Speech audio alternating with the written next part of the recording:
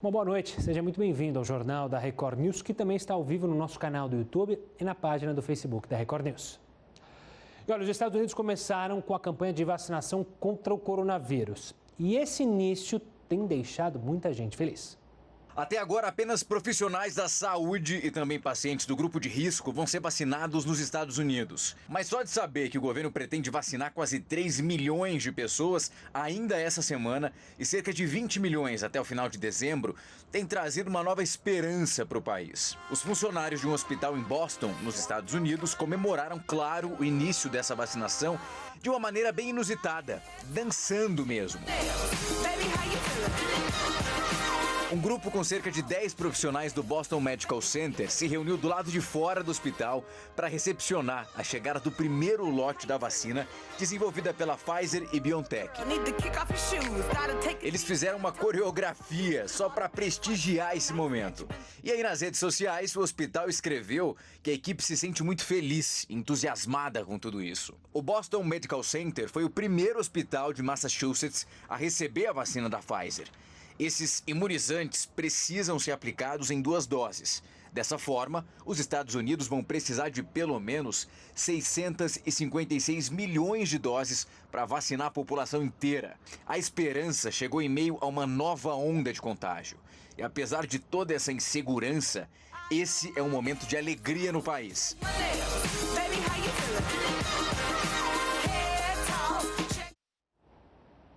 Aqui no Brasil, o governo prevê um salário mínimo de R$ 1.088 para o ano que vem.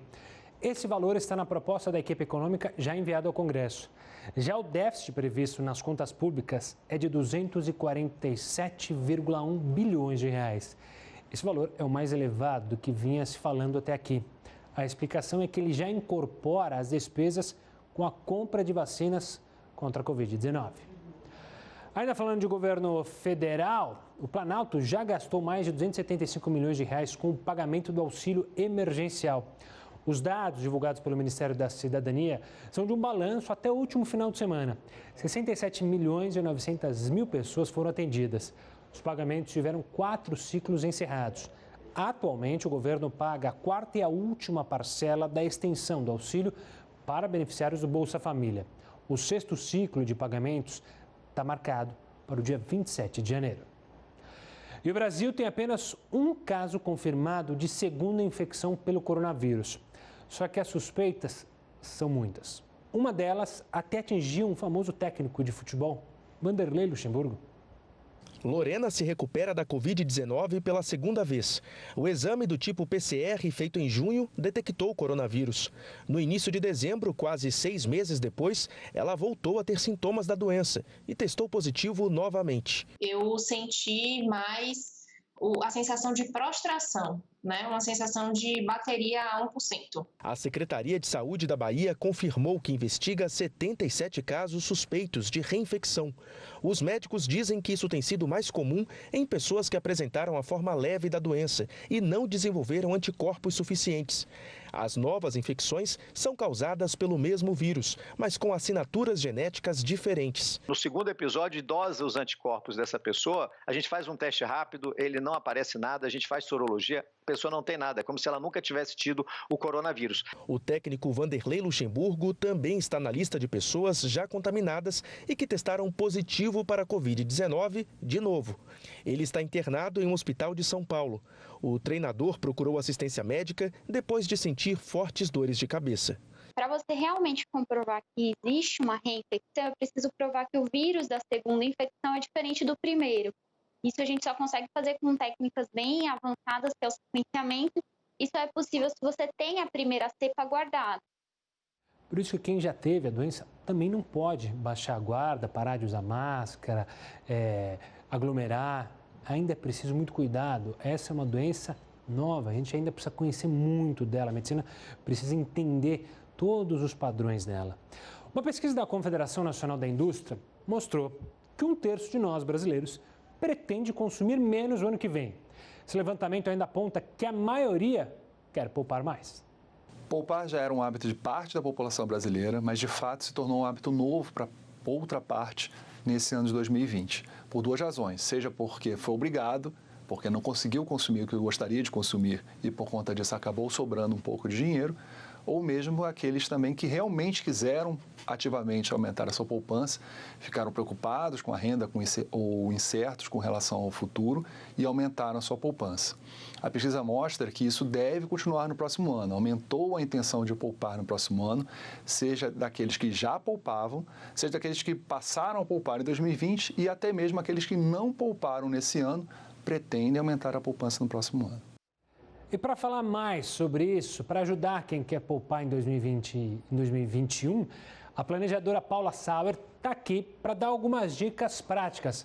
Paula, obrigado pela participação aqui conosco. Heródoto Barbeiro também, seja bem-vindo aqui já no Jornal da Record News para falar, porque vontade de poupar a gente tem muito. O problema é que sempre surgem pedras no caminho e fazem a gente gastar e gastar mais. A gente nunca consegue cumprir essa meta, principalmente na virada do ano. Como conseguir poupar mais? Porque a gente às vezes tem a empolgação, justamente agora que a gente vê a vacinação, está tão perto da gente tentar buscar uma normalidade, Paula. Como é que faz para então segurar a onda e conseguir poupar para não ter dores de cabeça durante o ano?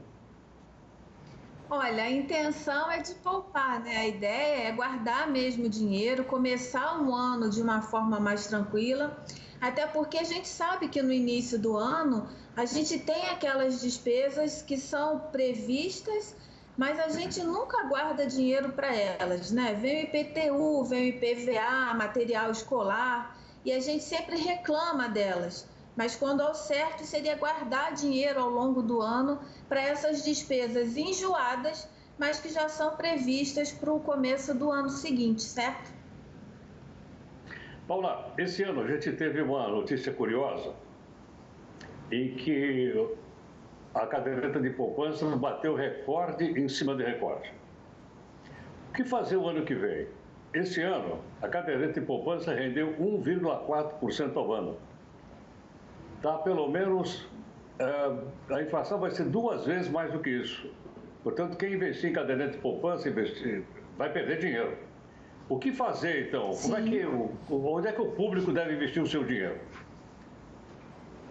Olha, na verdade, professor, o que você traz hoje, a gente já vem acompanhando e falando disso há uns 2 anos, mais ou menos, né? Que a gente tem tido uma queda na taxa de juros praticamente contínua. A cada reunião a gente teve uma queda na taxa de juros. Está com uma taxa de juros hoje, historicamente, a mais baixa, né? Então, quando você traz esse fato aí da caderneta de poupança, é uma realidade que a gente já vê há bastante tempo, não só com a caderneta, mas com alguns fundos de investimento também. Isso já vem acontecendo desde o ano passado, o início do ano passado, a gente já via isso acontecendo. Então, receita mágica não vai ter uma fórmula única que atenda a todas as pessoas.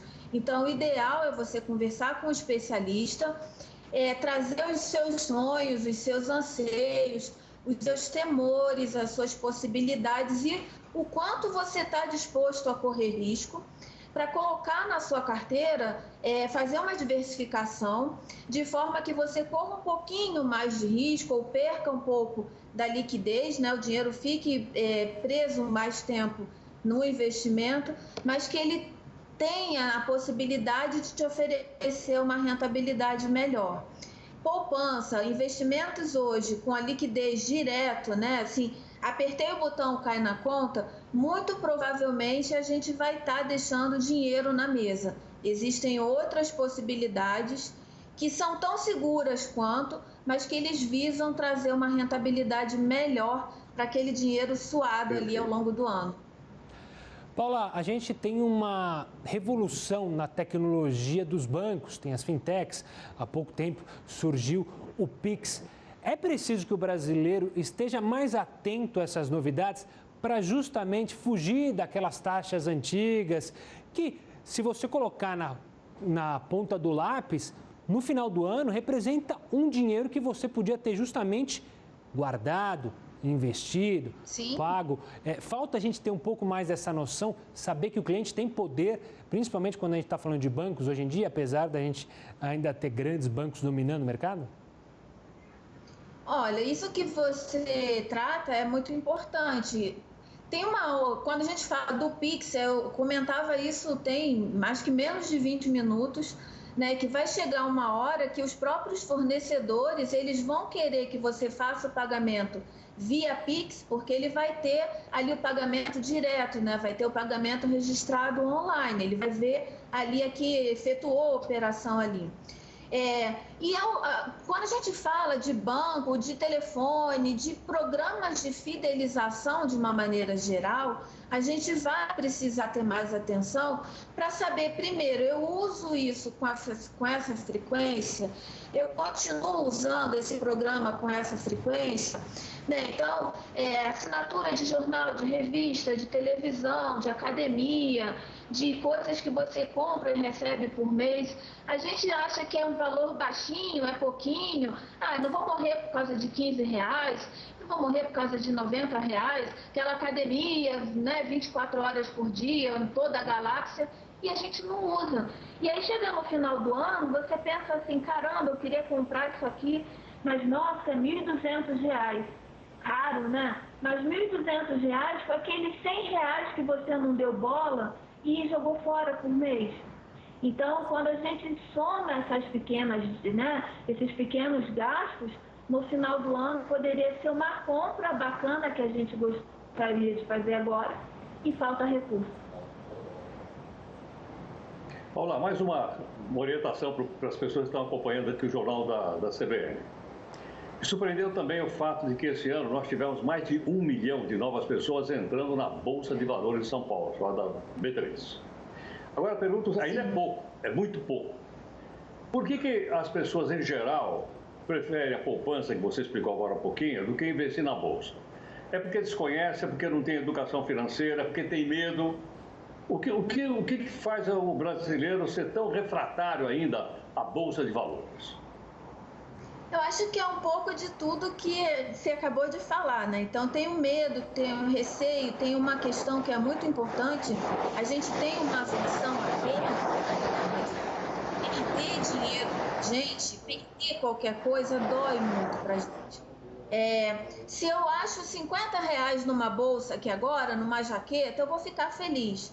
Se eu perco R$50, eu vou ficar 2,5 vezes mais aborrecido do que aquela sensação de alegria quando eu encontrei o dinheiro. Então, para a gente perder dinheiro é muito dolorido. E aí, muitas vezes, então, eu prefiro ganhar menos do que correr o risco de perder. Então, as pessoas ainda têm uma dificuldade de entrar no investimento de bolsa de valores, mas esse ano a gente viu, né, então foi 1,3 milhão de pessoas que entrou na bolsa de valores, num efeito que a gente chama de efeito manada. Então eu nem sei direito por que eu estou fazendo aquilo, mas se está todo mundo fazendo, eu vou também.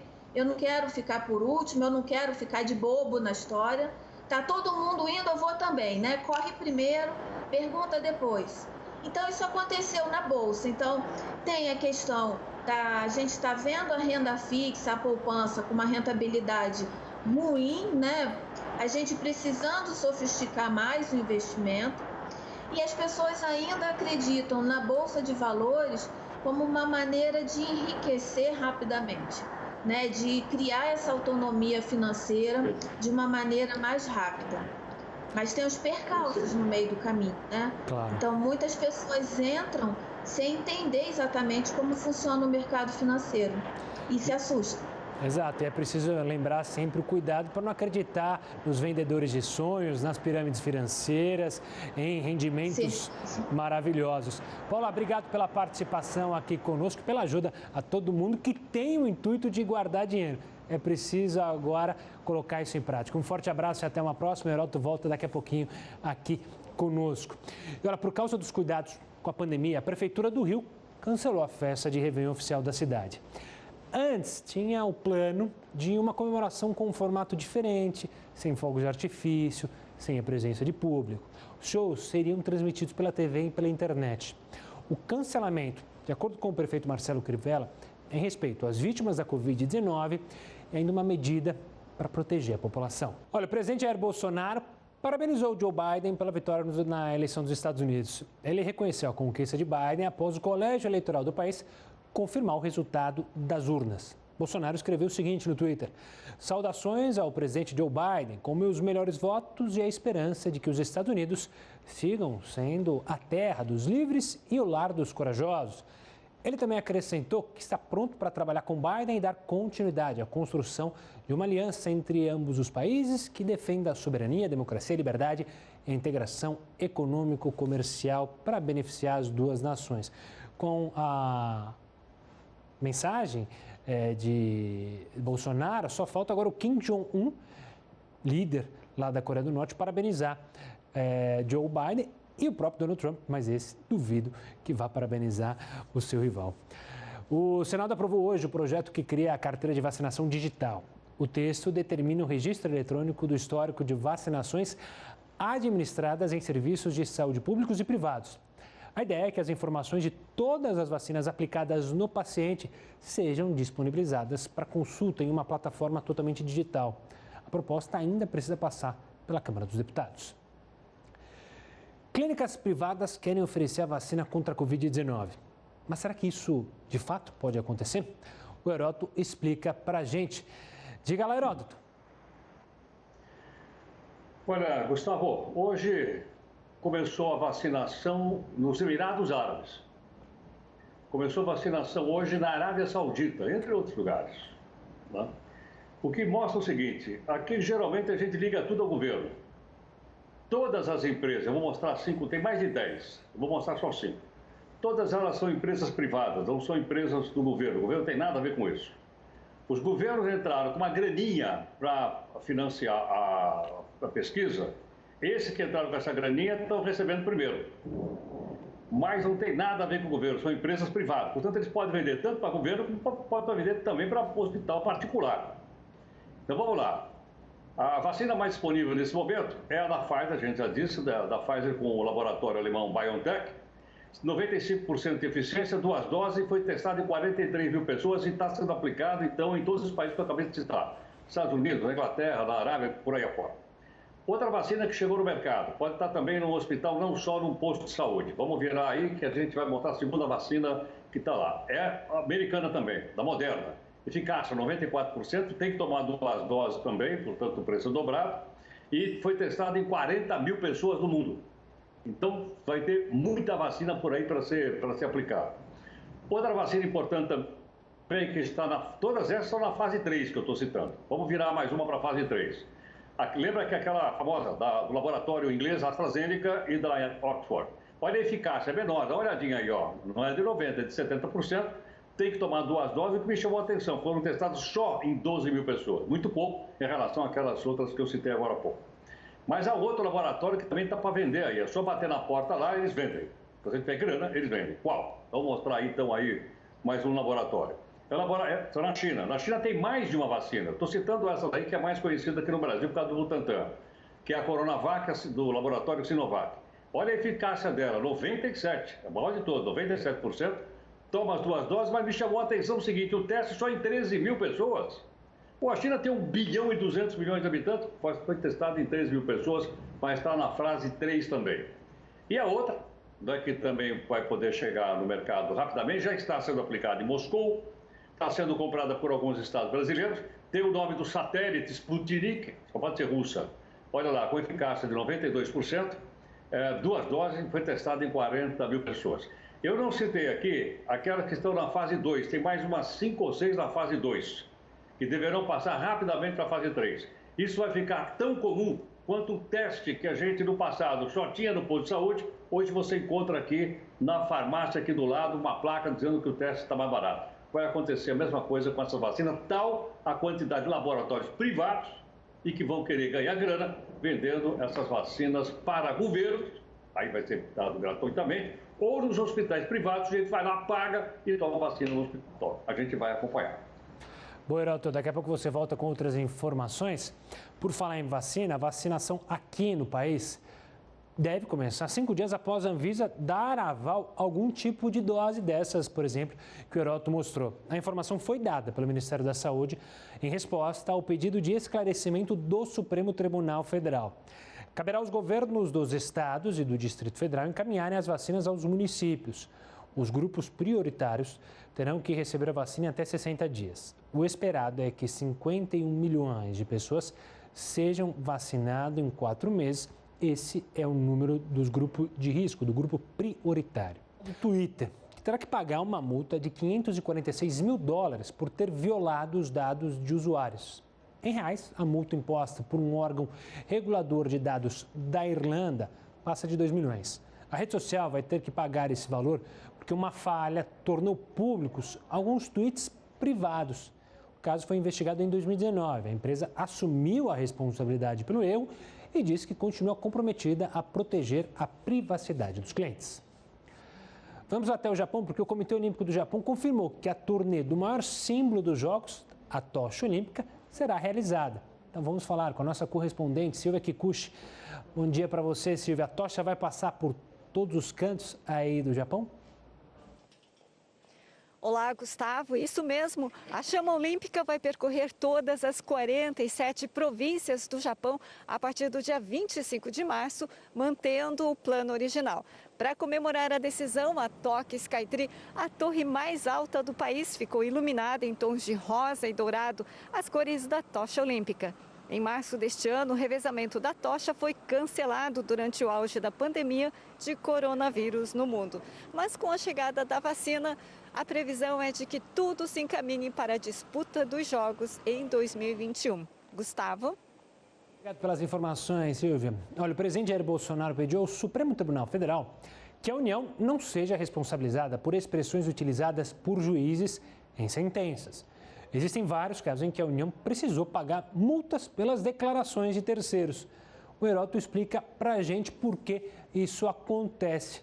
Olha, assumo que gostei dessa medida. Afinal, vai lá o juiz, fala uma baboseira e eu e você que temos que pagar, Heródoto? Exatamente. Depende do caso.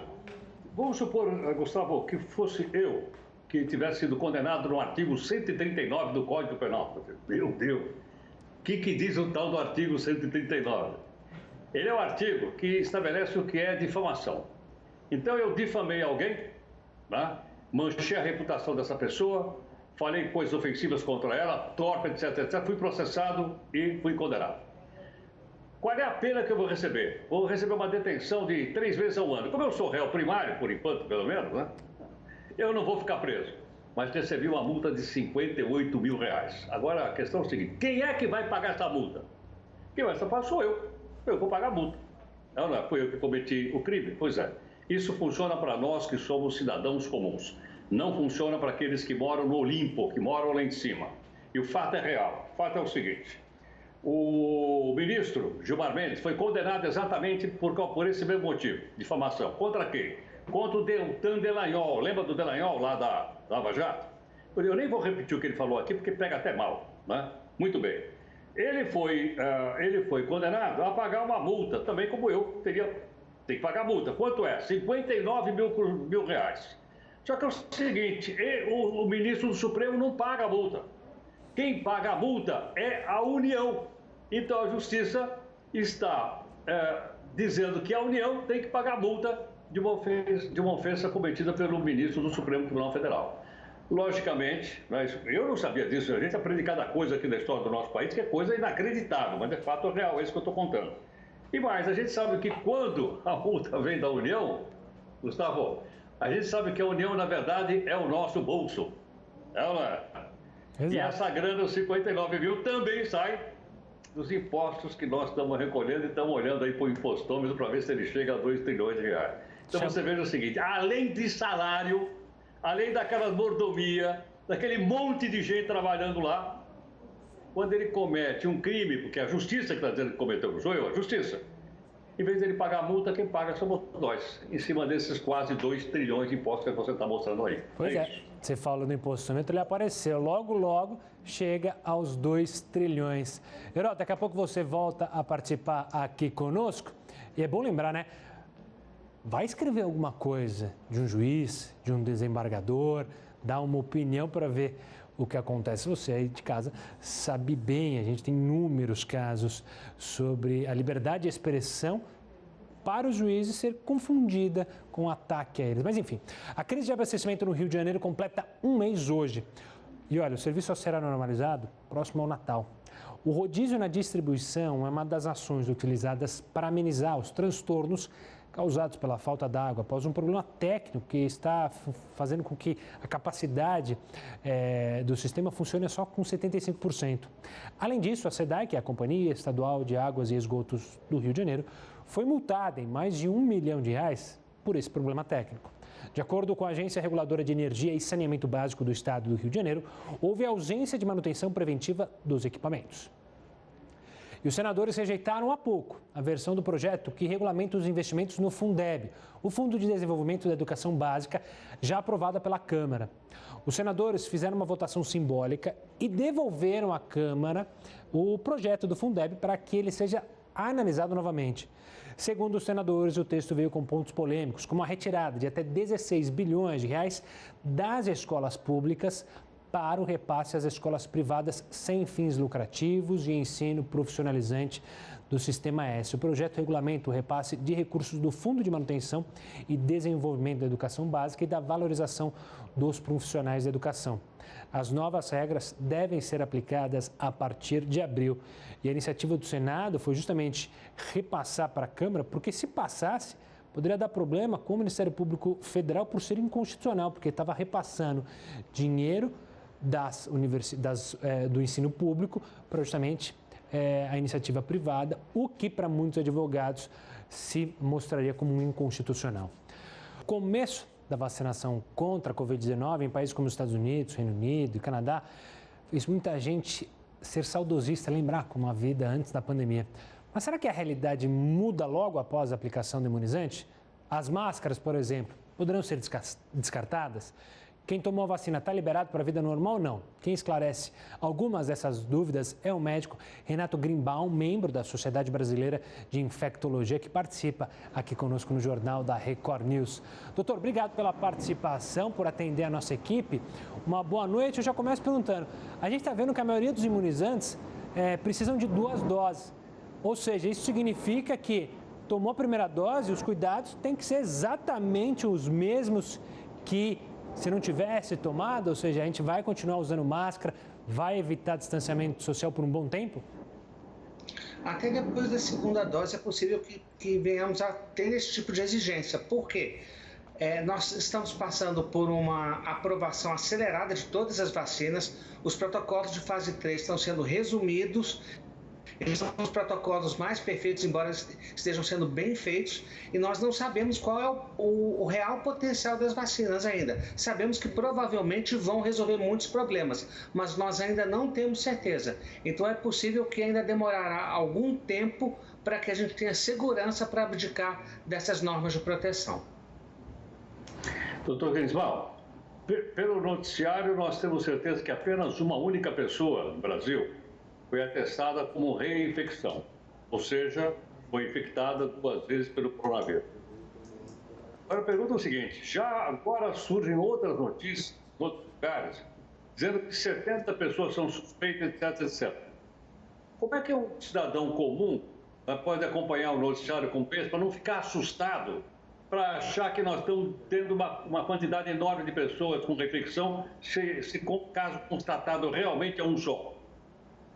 Sim, na verdade, a comprovação definitiva de reinfecção, ela é difícil, precisa de métodos laboratoriais especiais. Então, a gente só tem um confirmado, porque foi o único onde isso se conseguiu fazer. É possível que tenhamos mais casos do que esse único, com certeza. Agora, qualquer médico infectologista que acompanha pacientes que tiveram Covid, que fazem a sequência do seu tratamento depois, sabe que os eventos de reinfecção precoce, esses no primeiro ano pós-infecção, são absolutamente incomuns, são uma exceção. Então, nós não temos que ter como preocupação primária a reinfecção. Nossa preocupação maior ainda é na primeira infecção. Doutor, ainda nessa linha da reinfecção, como o Heródoto bem disse, você, claro, explicou, mas você acredita que quem já teve a Covid-19, ainda assim, será aconselhável a tomar a vacina? Não tenha dúvida, talvez não na prioridade número 1, como os idosos, como os profissionais de saúde, mas em algum momento deve receber a vacina também. Até porque nós já sabemos, são 7 tipos de coronavírus. Para a maioria dos outros coronavírus, que não são tão graves como este, mas para a maioria deles a proteção em média é de 3 anos.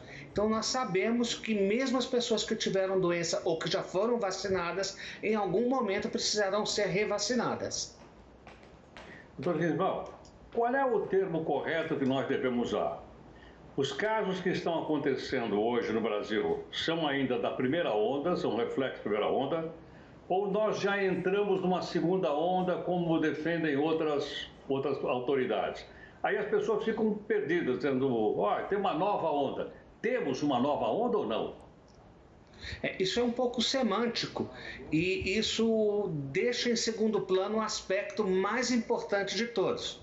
Na minha opinião, é uma segunda onda, embora isso possa ser questionado, mas o que é mais importante é, nós vivemos agosto e setembro com uma queda de casos muito expressiva.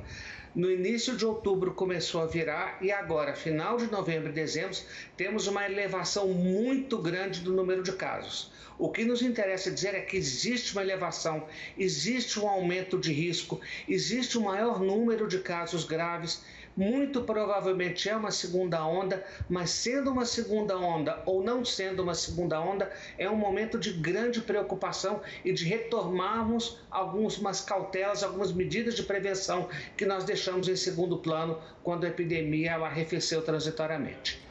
Doutor, uma polêmica que surgiu hoje, justamente relacionada à vacina da Pfizer, que, segundo o Ministério da Saúde e a pedido do presidente Jair Bolsonaro, ele quer que as pessoas assinem um protocolo sabendo dos riscos dessa vacina por ter sido aprovada muito mais rapidamente que outras vacinas. Isso, claro, gera uma preocupação, porque as pessoas já ficam um pouco desacreditadas com a vacina. Aí vem uma assinatura de um protocolo para receber a vacina. Como que o senhor enxerga isso? Isso é comum aqui no Brasil? Fora do mundo, em outros lugares, para receber uma vacina? Como que é a sua visão? Eu acho que nós temos 2 lados para a gente levar na sua colocação. A primeira coisa é a politização e a desinformação que nós estamos vivendo hoje, essa vontade de ter um mundo polarizado, de criar uma cisânia, uma divisão entre as pessoas, que é uma coisa muito nociva. Nós estamos no momento de nos unirmos, da gente lutar por um ideal comum e isso não está acontecendo. Nós estamos vendo uma politização e uma tendência de se falar mal de todas as vacinas, de se falar mal da medicina, de se desvalorizar todo um conhecimento que levou à erradicação de uma doença gravíssima como a varíola. As vacinas são seguras, né? Isso a gente tem que ter em consideração. Agora, o que existe aqui, eu acho que é uma coisa muito mais jurídica das empresas produtoras de vacina, porque elas sabem que essas vacinas não passaram por todos os processos. Embora tenhamos fase 1 e fase 2 e mesmo fase 3 mostrando que pelo menos grandes efeitos colaterais, problemas muito sérios, nós não teremos. Isso é uma proteção jurídica da empresa. Qualquer um que esteve internado ou fez uma cirurgia sabe que é uma praxe dentro dos hospitais que você assina um termo de consentimento para ir para a UTI, para fazer uma transfusão de sangue, para tomar um medicamento caro, para poder fazer uma cirurgia. Isso é um hábito e até saudável, porque no momento que você aplica esse tipo de termo de consentimento, você é obrigado a explicar para a pessoa quais são os riscos. Fora do Brasil, isso é visto com muito mais naturalidade. Aqui, como tudo que está acontecendo, tudo vira política, tudo vira um caos. Na verdade, nós temos que tomar vacina. É a única esperança que nós temos agora de ver esse jogo virar e a gente tentar voltar à nossa vida normal. Doutor Grisval, o senhor disse agora há pouquinho que nós relaxamos algumas coisas, por esse motivo, então, o número de pessoas infectadas aumentou. O senhor lembrou aí outubro e novembro. Na sua opinião, o que é que temos que fazer? O que é que nós abandonamos, que nós temos que voltar a praticar para que essa expansão continue ou não continue tão acelerada como ela está? A primeira coisa eu já disse muito claro, a fé na ciência e na medicina. Isso aí nós abandonamos. No momento que nós falamos que tem chip dentro de vacina, vacina que muda DNA, vacina que mata, nós estamos desacreditando uma coisa que a gente tem que voltar a acreditar. Mas o ponto principal da sua pergunta não é esse, eu sei. O ponto principal é o que nós deixamos. Nós estamos dando um jeitinho. Eu estou cansado, eu não estou ganhando dinheiro, que é um questionamento justo. Eu estou com saudade da minha família, eu estou cansado de trabalhar, eu quero viajar. Então o que as pessoas estão fazendo? Elas estão retomando os seus hábitos de pré-pandemia. Só que nesse momento isso não é viável, isso não é adequado. Nós não podemos ter bares cheios, não podemos ter o comércio de rua e os shoppings lotados. Nós vemos fotos não só de aglomeração de pessoas, mas pessoas sem máscara, como se aquilo não tivesse risco. Na verdade, a gente tem que voltar. Estamos numa pandemia, é um evento raro, é um evento histórico, ninguém deseja isso. Temos que voltar às nossas precauções, seguindo as normas oficiais do que pode ficar aberto ou que pode ficar fechado, obviamente. Doutor, muito obrigado pela participação aqui no Jornal do Record News, pela conversa. Um forte abraço para você, forte abraço para o Heródoto. Amanhã a gente se fala, Heródoto Barbeiro. Mudando de assunto, um advogado no Rio de Janeiro foi preso, suspeito de fazer parte de uma quadrilha que teria desviado dinheiro público da Secretaria Estadual de Saúde. O principal alvo da operação é um advogado que tem entre os clientes empresários acusados de pagar propina a agentes públicos. Wagner Bragança atualmente é o vice-presidente da Comissão de Recuperação Fiscal e Falência da OAB Rio de Janeiro. O advogado é suspeito de intermediar a propina entre organizações sociais e uma quadrilha que teria se instalado na Secretaria de Saúde durante o governo Witzel. A Polícia Federal chegou até Wagner depois da colaboração premiada do ex-secretário de Saúde, Edmar Santos, e da confissão do empresário Edson Torres. Os dois explicaram que o dinheiro desviado vinha do chamado restos a pagar. Funciona assim. O Estado contrata empresas e prestadores de serviço. As despesas são reservadas no orçamento, mas quando essa dívida deixa de ser paga até o dia 31 de dezembro de cada ano, ela é inscrita no restos a pagar. A partir daí, o governo só paga os fornecedores quando tiver dinheiro em caixa. Os investigadores descobriram que, para furar a fila de pagamentos, uma organização social aceitou fazer parte do esquema. Os contratos eram de 280 milhões. Segundo o Ministério Público Federal, essa prioridade custou 53 milhões de reais em propina. O presidente da organização social Hospital e Maternidade Terezinha de Jesus, José Mariano Soares de Moraes, também teve o pedido de prisão autorizado pelo Superior Tribunal de Justiça.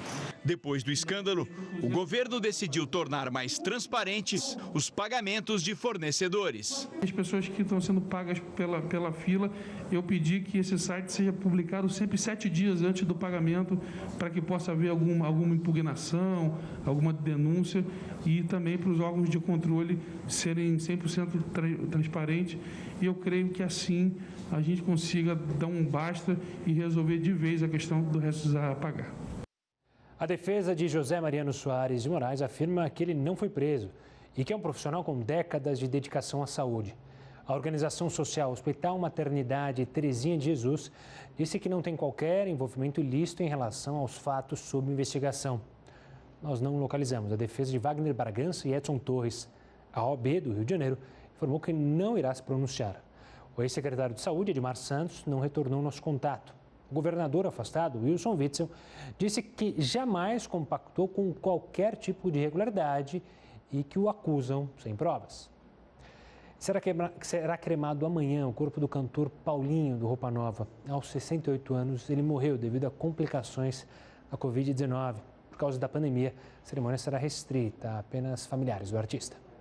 Eu perguntava do não desce. Eu te abraçava e eu era dança. Lembrar você, um sonho a mais do faz mal. O sonho de um jovem cantor que começou nos anos de 1970. Mas foi na década seguinte que a carreira deslanchou com Roupa Nova. Nos vocais, o carioca Paulo César Santos, o Paulinho, uma voz marcante da banda.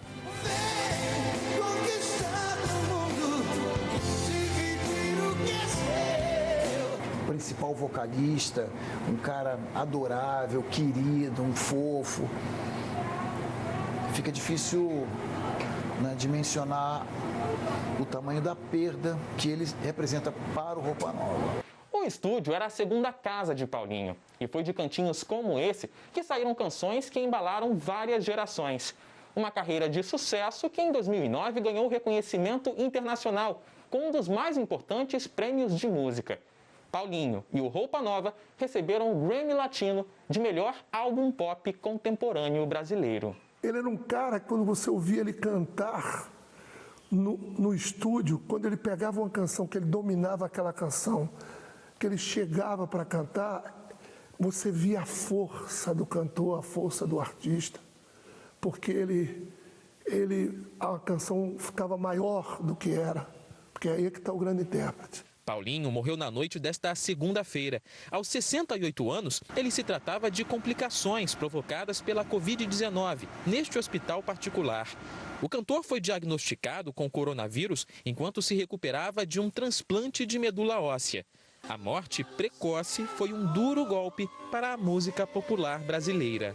Paulinho é um dos caras mais incríveis que a gente já teve oportunidade de conhecer, trabalhar, de ser amigo. Sempre me impressionou nele a limpidez da voz, a afinação, o profissionalismo. Ele é, com certeza, um dos grandes intérpretes da minha geração. Muito querido pelas pessoas, tanto do meio quanto pelo público, vai fazer uma falta enorme. Paulinho deixa 2 filhos, o baterista Pepe e a cantora Twig. Pelas redes sociais, ela agradeceu o apoio dos fãs. Agradecer muito o carinho que minha família está recebendo de todos vocês. O Jornal da Record News fica por aqui. Tenha uma ótima noite e até amanhã.